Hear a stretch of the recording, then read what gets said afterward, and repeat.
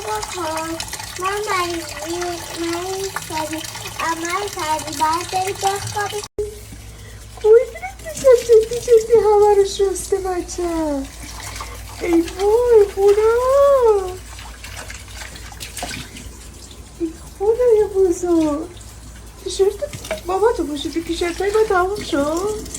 تیشرت ها خیلی سیاه بودن من تو پالیوره به خاطر همین نمیتونم بپوشم. کار دارم میکنم گرمم. حالا مال خودتو بپوشی چی میشه کار داری میکنی گرمت بشه؟ اذیت اونا مال بیرونه. تو خونه. ای نره تو داری چی کار میکنی؟ تماس مهمونمو میوه میارم. میوه هارم شستی؟ قربونت برم تو اینقدر کت بانو شدی بابا، من خبر نداشتم. ای خدا بچم پا شده داره میوه میشوره میچینه میاره میبره. آره نقره اینم هر وقت من با گندم حرف میزنم میاد وسط میگه منم نازله.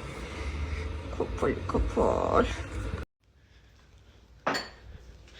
این چیه؟ چیپلته ماما.